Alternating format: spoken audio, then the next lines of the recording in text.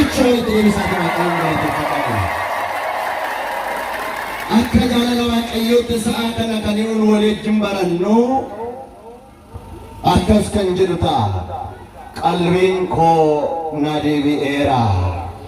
Kana kan argannu Raajii Daani'eel boqonnaa 4 lakkoofsa 34 gubbaadha. Sagalee ulfaataadhaaf jabaataa kana kan dubbate qalbiin isaa yeroo hidhaaf badee kan ture. Dhugaa Waaqaa irraa fagaatee akka abboommii Waaqaaf akka seera Waaqaatti jiraachuu dadhabee daandii mana Waaqaa irraa fagaatee kan ture tokkotu dubbate. Har'as anaaf isin qaala'insi gabaa qalbii keenya kan balleesse. Poolitikaan biyya lafaa qalbii keenya kan balleesse. Hunduma keenya galgala kanaa Waaqayyoon qalbii keenya nu deebisuun eeyyama isaa nuuf haa ta'u. Saba Waaqayyo. Raajii Daani'eel boqonnaa 2 lakkoofsa 1 irraa kaanee gaafa ilaallu Nabukadnezar erga mo'ee bulchiinsa erga qabate. Nabukadnezar በነገሰበት በኋላ ወጋ ለማ isaa erga fixe abjuun tokko gara isaa dhufee maaloon tokko adaraa keessan haraba kan qabdan haraba keessan baastanii akka na wajjin dubbattan barbaada. Maaloon tokko abjuun gara isaa gaafa dhufu Nabukadnezar halkan guutuu irrigni irraa badne halkan kana guutuu taa'aa bule. Sababiin isaa abjuu hamaa abjuu sodaachisaa waan abjuu argee irrigni isarraa waan sokkee halkan kana guutuu dhiphachaa bule. Barii isaa suubii akkas jedhe biyya kana keessa warra ayyaana heedan warra qoricha namatti godhan warra moora hilaalan warra hurrii hilaalan isaaniin walitti qabaa jedhe. Maal gochuuf laata? Saba Waaqayyo. Hunda isaanii waamichi erga ta'e isaaniin erga walitti qabee booda akkas isaaniin jedhe halkanidha abjuu tokko abjuudheera. Maaloo tokko jedhame maaloo tokko abjuu halkan irriba keessa gara keessan dhufe Waaqayyoon gargaaritti isiniif haa geeddaru. Saba Waaqayyo. Abjuun kun sababa isa naasise. Namoota abjuu hiikoo jedhaman beektota kan jedhaman walitti qabee akka kana immoo warra qoricha namatti godhan walitti qabee hiika abjuu koo barbaada. Isin abjuu koo akkasin naa hiiktan hin barbaada. Abjuu koo kanaaf hiika isin kan barbaada. Naa hiikaayi maallaa godhaa. Kan namaa hiiku eenyuudha? Abjuu gaa'ila keenya, abjuu barnoota keenya, abjuu daldala keenya inni hiiku eenyuudha? Abeet isa hiiku sanaaf galanni maqaa isaaf haa ta'u. Waaqayyo qofaadha. Saba Waaqayyo. Namni kun garuu namoota walitti qabe kanaan abjuu koo naa hiiktan taanaan isinan balleessa. Mormi keessan isinirraa cirama. Manni keessan diigamee tuullaa ta'eetu walirra kaawwama. Kanaaf abjuu koo naa hiikaa jennaan warri abjuu hiikan warri sila qoricha namatti godhan warri ayyaana heedan gara isaa dhufanii akkas jedhan yaa mootii Nabukadnezar ati abjuu kee nutti himi nummoo hiika isaa sitti himnaa jedhame waan nama jedhe irra dhiigaa natti himaa. Ati maaloo kee natti himi nummoo maal isaa sitti himnaa. Amma namni wayii dhufee gara keessan abjuu koo naa hiikii utuu inni isiniin jedhe maal kanatti meettuun yoonni abjuu isaa isinitti hime malee hiikuu dandeessu hin danda'amu. Yeroonni kunis ati abjuu kee nutti himi malee nu hiika isaa sitti himna gaafa jedhanu Nabukadnezar akkas jedhe beekaa warri jedhamtan kun maal beektu ree? Erga beektanii osoo abjuu isinitti himin waanuma abjuu ati natti himaa hiika isaas immoo natti himaa hin danda'ama.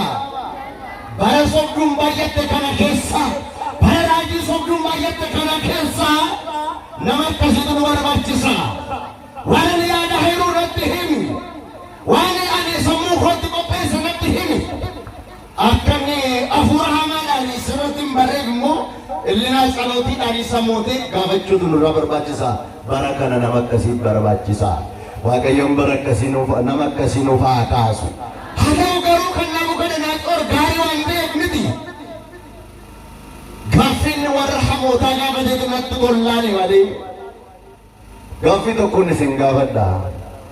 Carraan jireenya keessanii harka warra ayyaana eeganii harka warra qoricha namatti godhanii waa harka Waaqayyoo keessa jira. Ani dhagahaan jiru. Guddisaa dubbadhaa. Carraan jireenya keessanii, carraan gaa'ila keessanii, carraan nagada keessanii kitaaba xiqqoo namni baafur kamoo harka Waaqayyoo keessa jira. Harka Waaqayyoo keessa taanaan immoo gammadaan kan harka isaa guutuudha. Maaliif?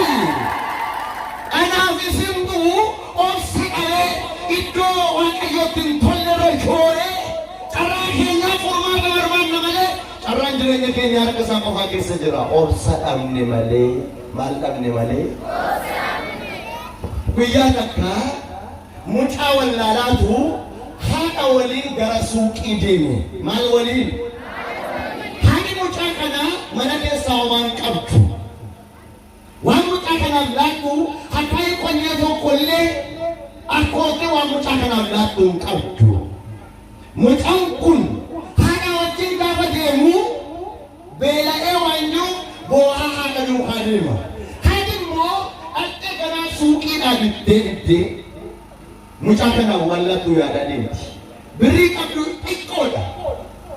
Suuqiirra gaafa geessu abbaan suuqii darabee eegee namootatti gurguraa jira. Yaada keessan na duukaa jira. Waaqayyo hunda keenya duukaa jira. Suuqii kana keessa osoo gurguru mucaan gaafa dhaqee suuqiirra dhaabatu baankolii irratti waa ilaala. Maaltu baankolii irra jira beektu? Mulluu isaanii guutuutu baankolii irra ta'a. Maalootu hin jedhe? Mucaan immoo sila mobeela immoo quufee jira. Mucaan dhaqee akkachi dhaabatee iji isaa mulluu irra qubata. Namtichi inni nagadu mucaa laalee mulluu laale. Iji mucaa eessarra jira waan ta'eef. Iji keessan eeyurra Waaqayyo irra jira.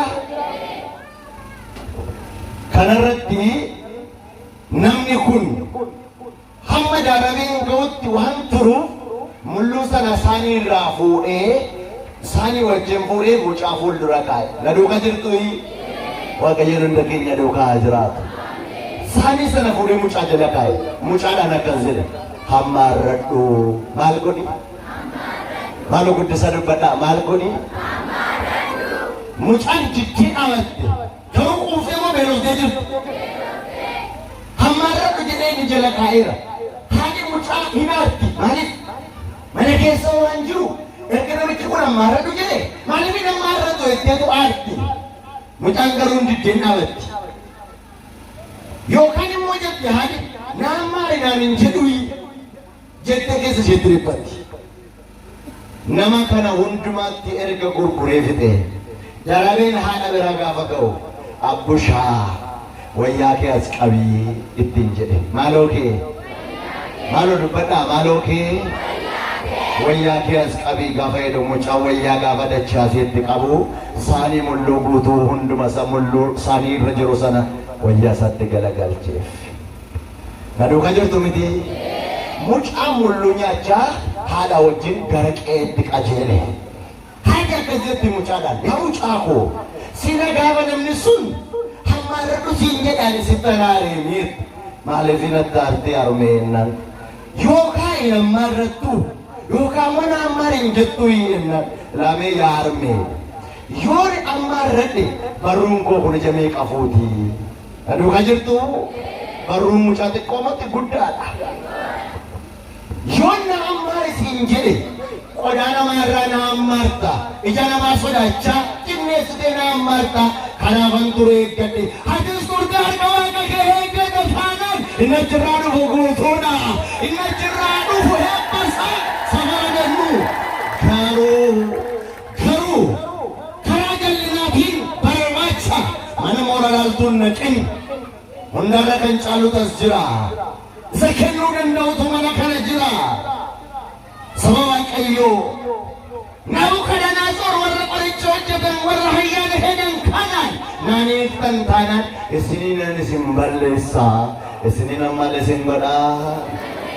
Haa ta'u malee beekumsa Waaqa biraatiin warri jiraatan Waaqa isaanii amananii warri jiraatan Baabiloonii booji'amanii warri dhufan jala kana duukaa baduun isaanii waan hin hafneef achi keessaa Daani'eel hiriyoota isaa Misaa'eel, Azaariyaa, Hanaaniyaan waamee abjuu Nabukadanaasoriif Waaqayyoon hiika qabaa jedhe. Eenyuun hiika qabaa? Abjuu koof abjuu keessaniif eenyu hiika qabaa? Waaqayyoon hiika qabaa. Kanaaf isin kadhannaan na gargaaraa ani Waaqayyoon nan gaafadhaa. Isin maaliin na gargaaraa? Adaraa keessan gaafa mana keessanitti galtan nuyi dadhaboota warra waltajjiirra jiru kana hunda keenya kadhannaan nu yaadadhaa. Kadhannaadhaan nu yaadadhaa. Ani immoo hiika isaa Waaqayyoon nan gaafadhaa.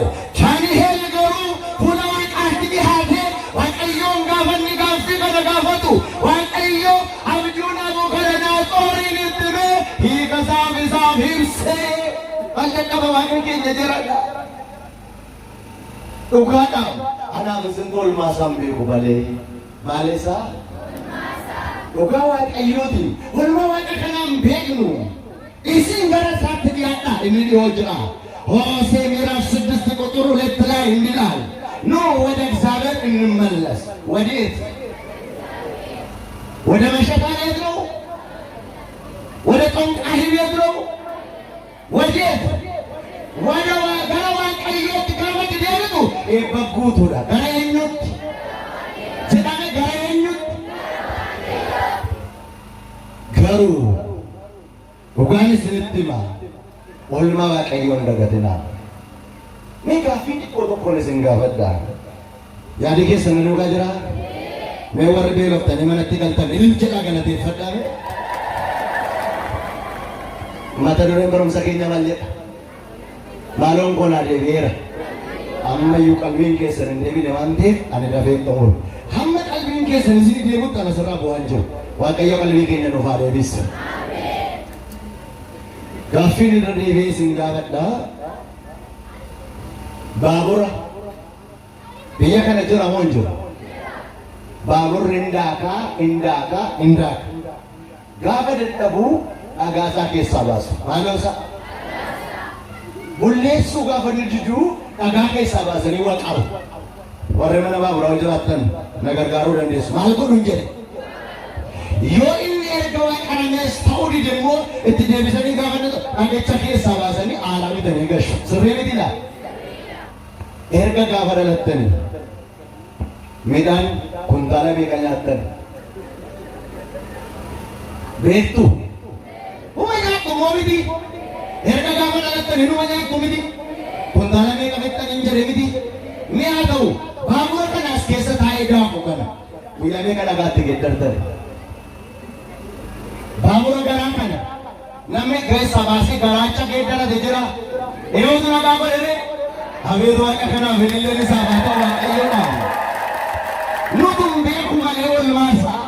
Nutu waan inni nuu godhe hin shaadatu malee oolmaa Waaqayyo nurra baay'eedha.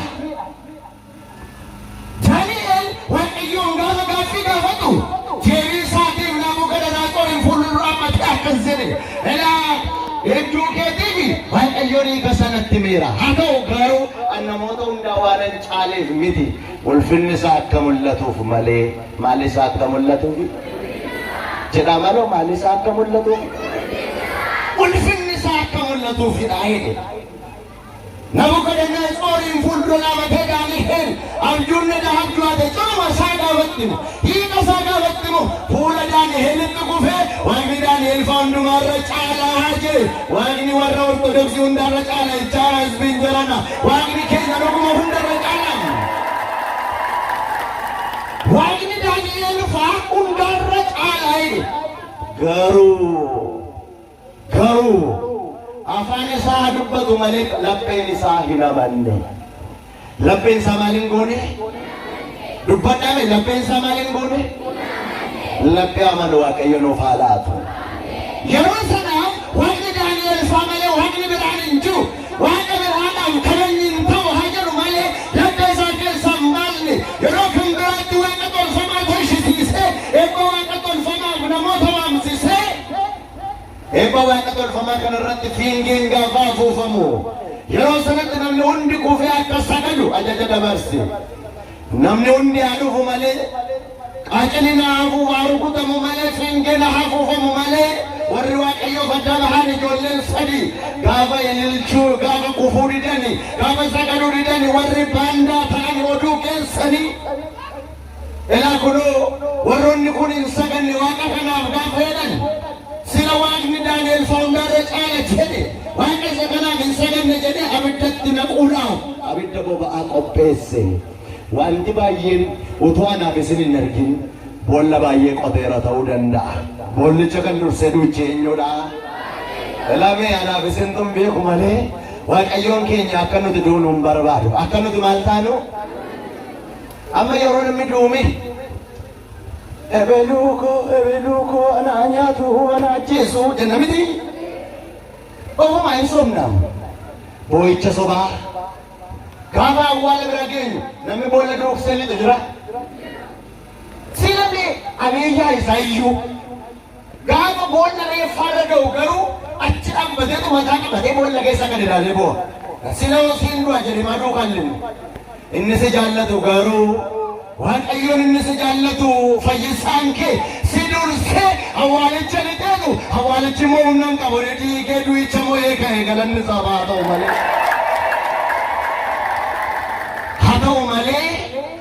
وقت الفما كنا سبلو ردان جده أبدت سانغا تشيسي إجولة كنا سيدنا أبدت سانغا تشيسو إني ساواك السانغرو درسي إرغماسا إركي إسانوشي راجي دانيال بقولنا سدي لقوف سدي كتبي سدي واقعيو إرغماسا إركي إجولة ساولشي مالو قد سادبتا واقعيو إرغماسا إركي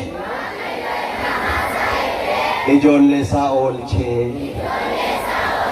مالي ساولشي وانا مسودة سباينا كينير مقالان كيلو أركيرا هو إسانا ما نارسسو سودانا كينياتو إسانا ما نارسسو سودانا كوماهاتو جبارسير وان جبارسير مقالان كنر إني إرغما سير كي جولة ساكنا وشينيو داري واك أيو دا سبا واك أيو Nabukadnezar gaafa ooluu ijoollee waaqayyoo hargu waaqni ijoollee kana sadanii qixxeen qabuudha.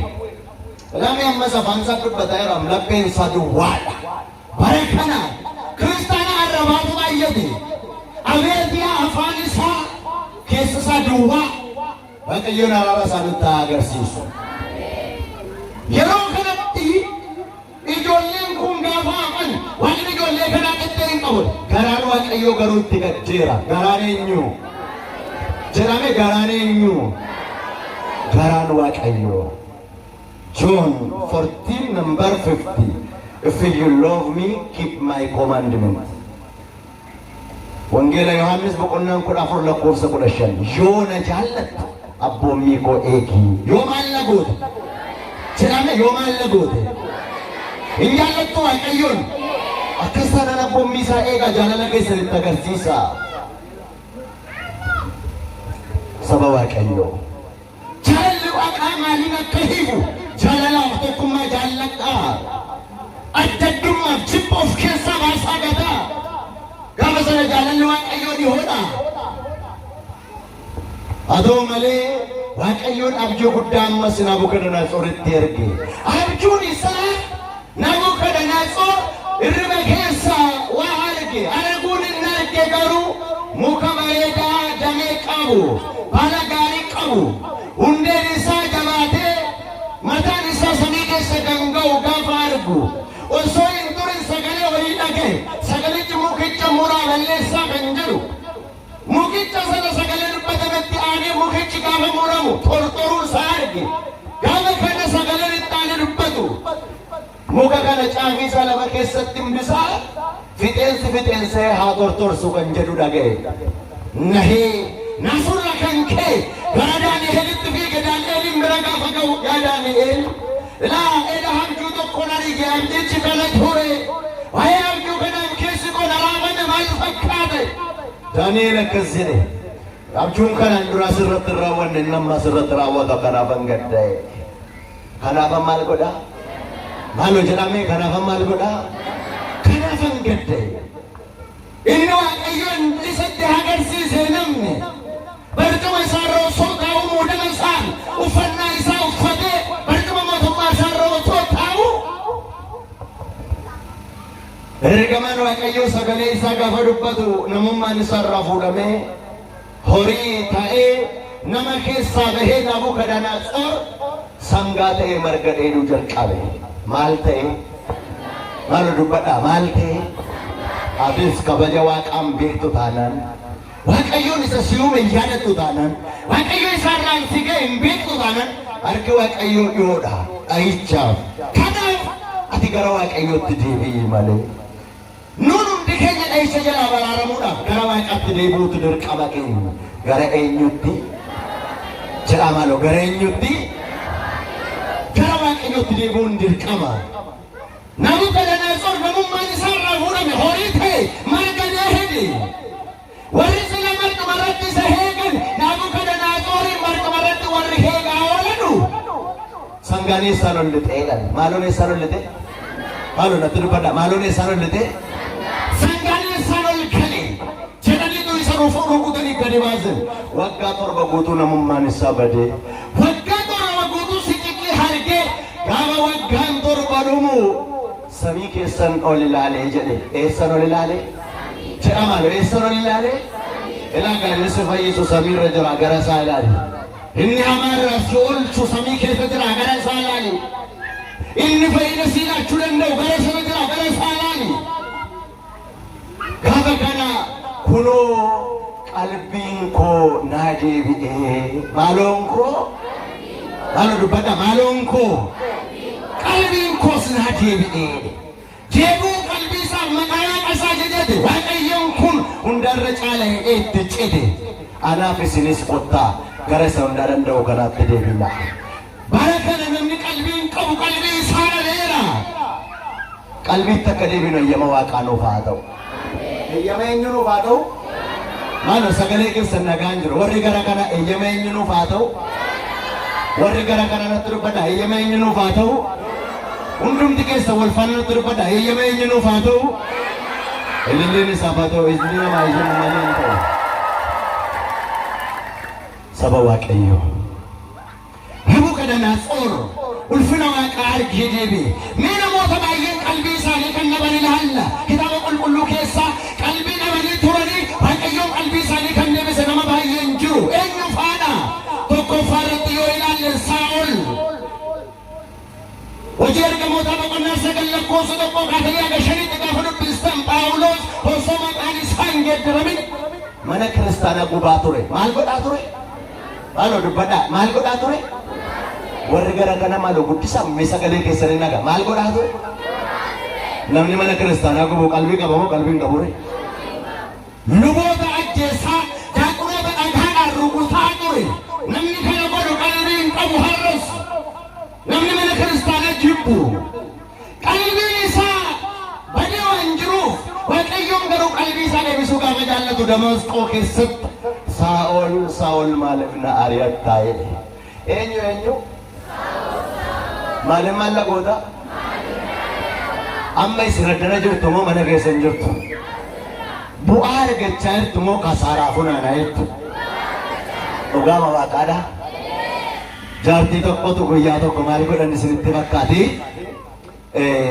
barichi bara dargiidha barumsa golmaasaa jira barumsa maali natti dubbadha barumsa maali barumsa golmaasaa jira barumsaa fedhaniitu milishaan qottaa yaarmee barumsa jiraati ganda qottaa jedhamu jennaan armeefaan lakkii daakuu qoomii tokkoon gadi buufadhaa raacitii mana keessaan qabu jedhan maaloo dannaani giddiidhaa jedhaniitu qawwee fudhatanii dhufanii bayi malee jedhanii gara barumsa golmaasaatti geessan barichi bara dargiidha la hin irraanfatina jennaan barumsa golmaassaa gaafa dhaqanii harmee faana achi taa'u malee mana daakuudhaa qofa. Naduukaa jirtu miti eessa jiru garuu lafa barumsaa jiru garuu mana maal godhaa jiru maal isaanii keessa hin jiru jechaadha. Qalbii isaanii keessa hin jiru. Barsiisaan barsiisee argeetu harmee jedhee isaaniin yaada isaanii deddeebise. Ammas isaan yaadaan inuma sokku deebi'anii eessa dhaqu isaanii raacitii mana keessatti argamsiisuuf daaku. Jennaan barsiisicha akkas jedheen yaa harmee oo jennaan waan tokko isin gaafachuu qofa fuulduramee namni kun hundi keessan na dhaggeeffadhaa maaliidha jedhanii barattoonni warri golmaassaa baratan dhaggeeffachuu tokko da'uun tokko meeqaa jennaan warri kaan lama jedhan harmee fan immoo gidduudhaa tokko jedhan tokkoof tokko meeqa garuu ennaani ammas barsiisaan kun itti dabalee tokko da'uun tokko meeqan jedhee jennaan harmee fan lama yeroo biyyi lama jedhan isaan tokko harmee faa ta'uu adda baafatee harmee ooyinaan tokkoof tokko walitti meeqannaa tokko taa'ee jedhanii. Waan hin barsiisaa ture daanasiin galaan jiru jedheetu ulee tokko dhaabee ida'uu gidduu kaa'ee tokkotti kaa'e walitti meeqa taa'ennaan walirra yoo keenya tokko sadheeraa taa'ee jedhanii. Achi booda barsiisichi waan ittiin ibsuuf barbaade akka isaan yoona daakuu fa'itti rakkatanii amma gaawwan tokkoon isin gaafadhe eennan daakuu qommii tokko dhaattanii harka kanatti baattanii daakuu qommii tokko mudaattanii harka kanatti baattanii hamma tuutoshinee ambaashaa meeqa taa'innan maali walitti daballee gaafannu immoo eelee guutee tokkosa guddaa isaanuu ta'a kaa'edhan amma yoo dagalaa fi hin jiruu jedhe achi booda qormaata waraqaatti qore waraqaatti gaafa qormaata qoruu harmee faan hanqaaqoo argatan maaloo zeeroo argatan asooltanii zeeroo argattanii gala waaqayyo sinaa oolchu namni baay'een addanuma oolee zeeroo argatee gala zeeroo argataniitu gammadanii ilma abbaa caalaa kootii maree naa kennee maree isaa haalaatu malee jedhusan amma wanti maal argan hanqaaquun jaallatu hanqaaquu dhumuu irratti argan isaan waan achirra jiru hin beekani maal akka inni ta'e gammadaadhuma gaafa isaanii fiigaa gadi ba'anii mucaan tokko maanni akkuma maaliif gammaddu jennaan ilma abbaa caalaa kootiitu maree naa laatee inni si eebbisa kanaafan gammadan mi'aas kennaa jedhe mucaan yeroo inni ilaalu zeeroon irrara warri kaan immoo eksi xiqqooti irrara maali harmee isinoo inni abdanii kan keessani korongiidhaan jedhe maal akkaminnaan kan biyya okkoo xixiqqoo tokkodha minnaan kan isaan immoo maqaan isaa raayitiidha maaloodha maaloo jedha maaloodha jedhan harmee faan manatti hafee daakuu godha akka dheeraa citii mana hin kenne asit dhufe baradhee raayitii of ergaan qabaanne hankoo keessaaraadha jedhan kanaan maal jechuun barbaade manatti saftanii hin taane asiifis hin taane taanaan hin ta'u waaqayyoon qalbii keenya sagalee isaarra nuuf haa taasisu. Gaafa isa deeffachuu barbaadu Damaasqoo keessatti isa rukute gara isaatti deeffate. Gaafa isa deeffatu akkas jedhe sagalee cinaa wajjin jedha hundi keessan hojii eegamoota boqonnaa 9 lakkoofsa 5 irra waan jiru tokko na duukaa dubbattu sagalee keessan ol kaasanaa wajjin jedha Saa'ol Saa'ol maaliif na aari'attaa maaliif maal na goota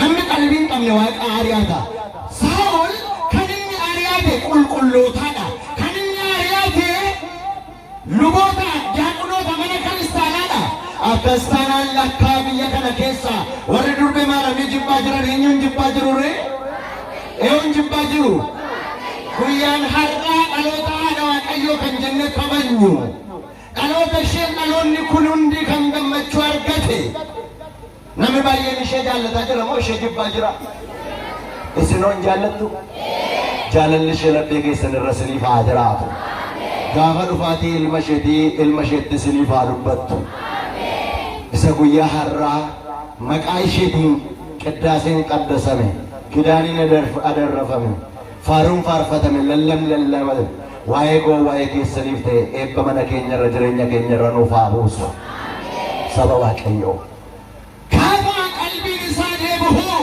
roomee boqonnaa 8 lakkoofsa 35 anaan jaalala kiristoos irraa kan gargar na baasu maaliidha jedhe gaafa maaliin isaa deebi'u jedhame gaafa maaliin isaa deebi'u Gaafa qalbiin keessa hin jirre sila ari'achaa ture amma gaafa qalbiin deebi'u garuu eewwatu jaalala isaarraa gargar na baasaa jedhe.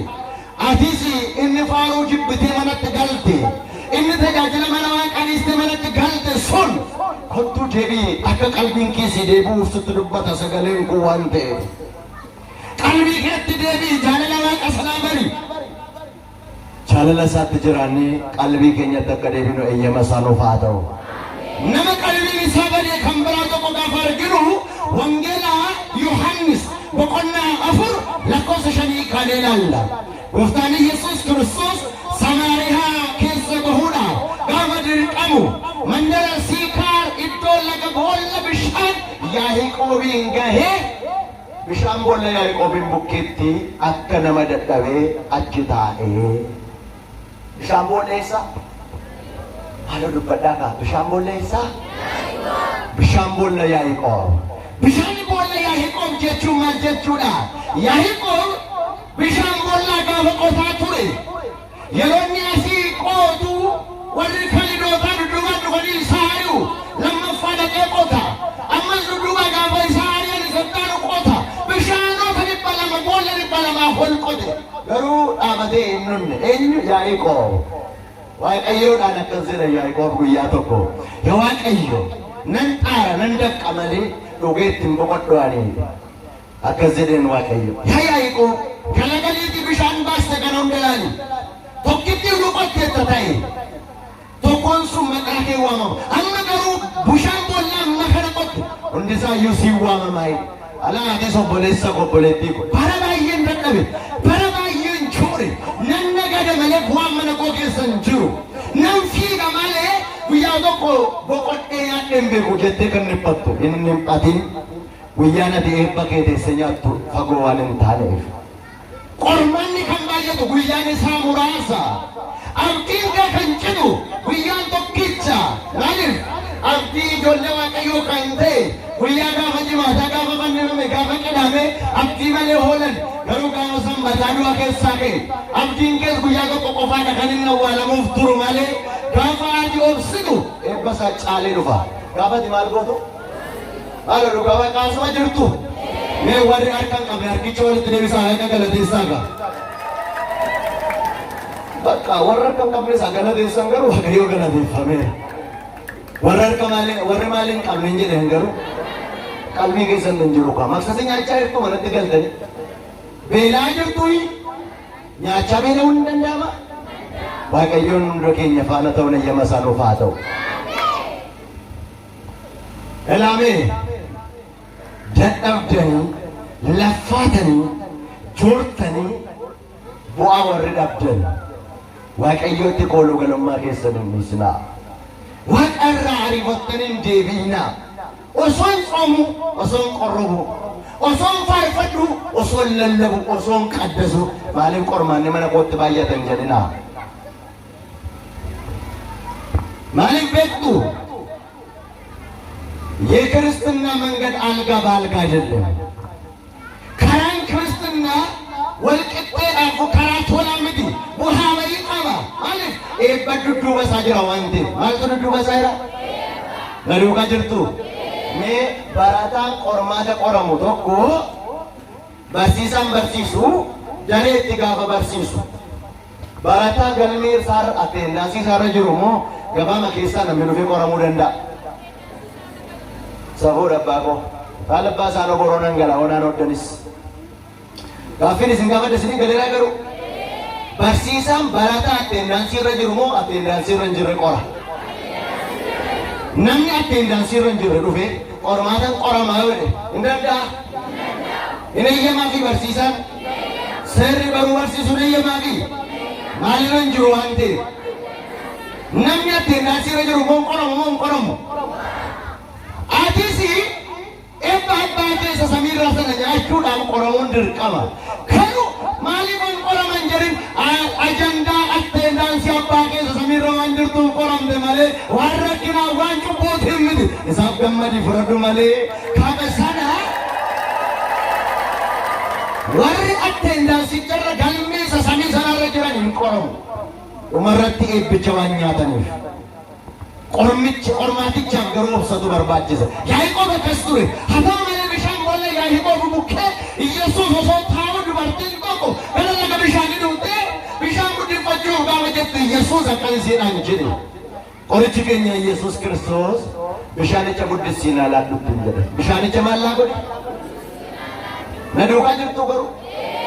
Anayyoo miti sagalicha duukaa jirtu? Waaqayyoon nu duukaa jiraatu. Maalicha naa laaddu? Isin immoo bishaanicha dhuguun barbaaddu? Bishaan jireenyaa isa ta'e dhuguun barbaaddu? Yesuus Kiristoos bishaanicha naa laaddu jennaan yeroon si ilaalu uffannaan kee warra Yihudaawwan fakkaatan umma warra Samaariyaadhaan nu eebbisiin qodaa tokko keessaan nonno. Haa ta'u malee kottuuti waraabbadhu ofii keetii guddifadhu dhugi gaafa isheen jettu Yesuus akkas jedhe. Isa bishaan si kadhatu kana utuu beekte bishaanicha hin dhowwattu. Isa bishaan si kadhatu kana utuu beekte maaliin gootu? Bishaanicha maaliin gootu? Hin dhowwattu turte. Gaafa gooftaan Yesuus ittiin jedhu itti buufee bishaan hin dabarre sana silaa bishaan isii kennu yoo dhugdennee bottu bishaanicha silaadhaan ture jennaan rakkina qabdi. Abbaan manaa ishii irraa dudu'anii afurri hamaan ishii irra taa'ee abbaa manaa irraa ajjeese. Harrabni namoota ammoo ishee xammaate laga bishaanii kana sa'aatii namoonni manatti galan saafaa aduu keessa guddifachuu dhatte. Maaliif harraba namootaarra aduu naa wayya jette. Lamni argiteettaa harrabi koo harrabi keenoo baay'eetti waraansa ta'e fuula Waaqayyoo irraa akka fagaatu taasiseera. Harrabi koo harrabi kee saba Waaqayyoo nama meeqa mana kiristaanaa keessaa hareeheera. Furdichatti gaafa sana nama isiniin maaltu malee? Dubartiin kun gaafa isheen akkas jettu gooftaan Yesuus Kiristoos dabalee akkas isheedhaan jedhe. Dhaqiitii abbaa manaa kee waamii fidii bishaanicha siin laadhaa. Maaloo guddisaa jedhaa dhaqiitii abbaa manaa kee waamii fidii maalicha siin laadhaa. Maal kee waamii fidii? Mee warri gara kana jirtan warri achiin hin dubbatinaa gaa warri gara kana jirtan warra gara si argaa jirtu mee ilaalaame argaa jirtu mee warri sun immoo akkas ilaalaa argaa jirtu warra kamtu baay'ee maa jettan mee isin isa warra kanan gaafadha warra kamtu baay'ee warra kana miti abbaa mana baay'ee mana ta'eedha. Isin immoo borga nama abbaa manaa keessa waamaa kottaa ishii maal keessan jedhu abbaa manaa keessan nuunoon qabnu warra itti rakkina qabu warruma qaban itti hime. Bishaan jireenyaa sana dhuguudhaaf bishaan sanas akkan sii kennu abbaa manaa kee dhaqi waamii fidennaan anoo abbaa manaa hin qabu jette. Anoo maaliin qabu? Dhuguma abbaa manaa hin qabdu. Warroonni kanaan dura si wajjin turan abbaa manaa kee miti nammaa kunis abbaa manaa kee miti gaafaru isa waa'ee koo beekuun argee jette. Silaa gaafa qalbiin geessan dira bishaan dhowwatte amma garuu gaafa inni waa'ee isheetti himu isa waa'ee koo beekuun argeettee qote lagatti gattee isa cubbuu namatti himu isa fayyina namaa laatu masiicha isa ta'e Yesuusin lagatti argeera jettee waa'ee isa dubbachuutti kaa'ate gaafa maaloo ishee dhiibuu sila gaafa qalbiin isheen keessa hin jirre koo bishaan dhowwatte bishaanicha dhowwatte amma gaafa qalbiin itti deebi'u garuu waa'ee isaa dubbachuu jalqabdi. Atis namni baay'een as magaalaa kana keessa dhugaan waaqaa hirkaa badee kan badanii jiran isaaniif kadhannaa yaadadhaa qalbiin isaanii akka deebi'u. Maal isaanii akka deebi'u? Maal jedha harar tokko maraatuma ka wayyaa keessatti maraates ka qullaa maraates maal godhan? Amma mee nama sansalataan hidhameeru utuu argitani qullaa jiru utuu argitani maal godhatti hin jettu? Maraatuudha jechuun hin jedhamu iyyuu akkas jedhama gaa akka afaan naannootti. Garuu namicha sanas kan uume Waaqayyoodha. Hin deebisa moo hin deebisu Waaqayyoon? Wangeela Maariqoos boqonnaa 5 lakkoofsa 1 kaatanii haga 10tti gaafa dubbistani namtichi qalbii dhabee yeroo hunda sansalata harka isaarra ture gaafa gooftaan Yesuus itti dhufu hafuurri hamaan sun gaafa iyyuu keessaa hafuura hamaa sana baasee namichi sun gaafa qalbiitti deebi'u argame. Wangeela Maariqoos boqonnaa 5 lakkoofsa 15 namtichi hafuura hamaan qabamee ture sun hafuurri hamaan gaafa keessaa ba'u qalbiitti deebi'ee wayyaa uffatee utuu inni taa'u namoonni arganii jedha. Wangeelli Maariqoos boqonnaa 5 lakkoofsa 15 qalbii isaatti deebi'ee osoo jiru namoonni arganiidha. Maal isaatti deebi'ee osoo jiru? Nama takka immoo yoon isinitti hime qalbii qaba ture deebi'ee qalbii dhabe. Deebi'ee maal ta'e? Hin faarfata ture waltajjii kanarraa hin lallaba ture hin qaddasa ture gaafa sana qalbii keessa jira. Har'a garuu iddoo biraatti deebi'ee jira. Waaqayyoon qalbiitti nuuf haa deebisu. Dargaggeessi bara kana dargaggeettiin bara kana baay'een qalbii dhabeera. Waaqayyoon qalbiitti nuuf haa deebisu. Nabukadnezar gaafa qalbii dhabee marga nyaate. Maal nyaateen jedhe? Mee warri akkas gara lixaa keenya gad dhuftanii beektan na gargaaruu dandeessu. Asirraa immoo namoonni baay'een beeku waan ta'eef abbaa seenaa tabba jedhamu tokko jira. Maaliin jedhee? Tabba abbaa seenaarra ganama gaafa baasiin darbu guyyaa gaafa baasiin dhufu waan gurraacha tokkotu dhondii tokko karaarra ta'a. Maaliin laata warra argitan? Maaloodha? Jaldeessa gurguddaa tokko isin argitanii itti ulaa kunoo. Maaltu jira jettan? Maaliif karaarra taa'ala? Karaarra ta'a. Maaliif karaa tolbee taa'ala? Maal godha beektu? Makiinaan yeroo dhufu daabboo kadhata. Maal kadhata? Maal olatti dubbadha? Maal kadhata? Jaldeessi bara kana daabboo baala dhiisee daabboo nyaachuutti ka'e. Dargaggeessi bara kana immoo daabboo dhiisee baala nyaachuutti ka'e. Waaqayyoon qalbiitti nuuf haa godhu. Nama takka immoo yoo argitanii qalbiin qabu dhuufuu seexanaa uulata. Maaloon jedhu? Akkamitti akka jedhe beektu? Aariin kan eenyudha? Aariin kan eenyudha? Aarii kun irraa cabsadanii sigaaraa kan qabsiifatan. Jiru moo hin jiran? Maal kun irraa cabsadanii? Sigaaraan kan eenyudha? Aariin kan eenyudha? Eenyutu eenyuun fayyisaa jira? Dubbadhaame eenyutu eenyuun fayyisaa jira? Akkas jedha faaruu Daawit 4 lakkoofsa 4. Mee guddisaadha wajjin jedha yeroo mahaartutti cubbuun hojjetanii yeroo maal gootu? Ati cubbuu irraanfachuudhaaf mana ejjaan deemin. Nama akkasii warra qalbiin qabnetu hojjeta. Maaliif? Maxaafa fakkeenyaa boqonnaa 4 gubbaarratti dargaggeessa qalbii tokko qalbiin qabne tokko nan arge. Akka bosonuu futtaasaatti adeemu gaafa inni gara ejjaatti qajeeluun argeedha. Nama qalbiin qabnedha kana kan raawwatu. Namni bara kana daabboo dhiisee baala nyaatu nama qalbiin qabnedha. Bara kana namni hucca ixaana urgeeffachuu dhiisee dhuufuu seexanaa sigaaraa fuunfachuu barbaadu nama qalbii qabnedha. Keenya gara waaqaatti yoo kana hin taane harki waaqayyoo dhahichaa dhihoodha. Qalbii keenyatti deebinee harka waaqaan akka eebbifamnu eeyyama waaqaa nuuf haa ta'u. Qalbii qabaachaa ture kan nabe tokko duwweetti isinii dabala. Wangeela Maatewos boqonnaa 26 lakkoofsa 69 kaatanii gaafa laaltan Yesuusin qabuu gaafa dhufan Yesuus Kiristoosiin qabuudhaaf gaafa dhufan gaafa galgala sana Yesuus Kiristoos barattoota isaan dammaqaa hin rafinaa kadhadhaa jedhee gaafa barsiisu hundi keessan akka jabaattan jedhee gaafa nutti himu.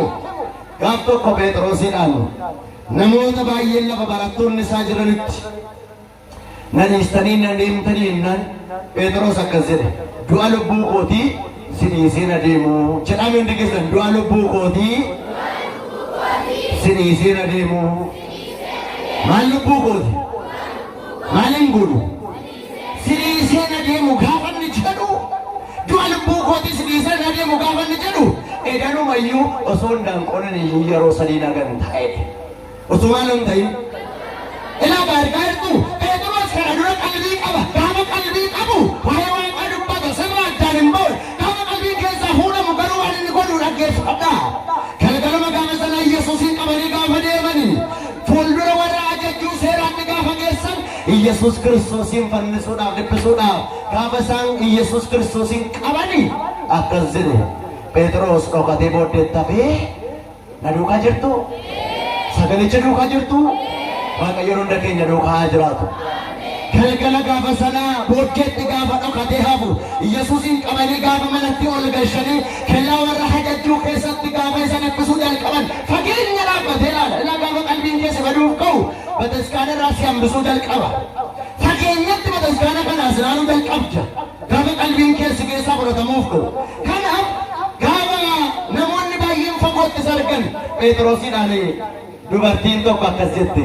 Ilaa inni kun na wajjin jedhame hundi keessan ilaa inni kun uffannaan isaa wajjin wal fakkaata. Kanaaf isa duukaadha. Maaloon isaa maaloo jedhame maaloon isaa mee isiniin sin gaafadha uffannaan keessan nama waaqaan fakkaataa laa? Baay'een keenya uffata baay'ee qabna.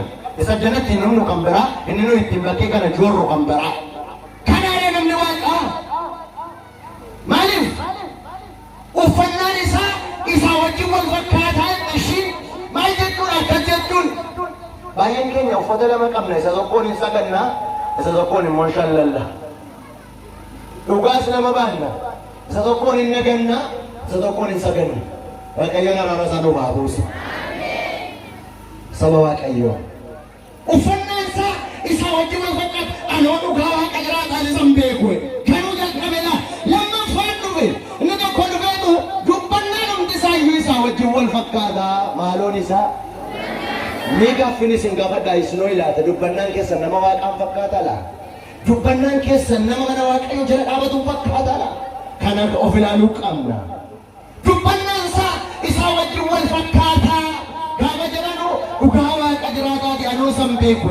Sadaffaa irratti gaafa sagalu hindaanqoon gaafa iyyitu mataa isaa gargiddaatti reehee koowuu jalqabe. Qalbiin isaa deebuu jalqabe margitanii jirarra.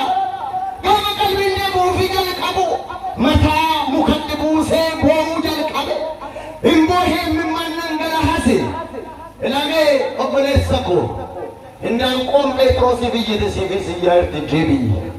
Hindaanqoon Phexrosin dammasina siinis deebisuudhaaf baay'isuudhaan jiwwiliin mana kanaa iyyaa jirti dhaga'i deebi. Hindaanqoon Phexrosiif iyyite Axirnoosii kanarraa sagaleen isaa sitti iyyaa jiraan dhaga'i deebi.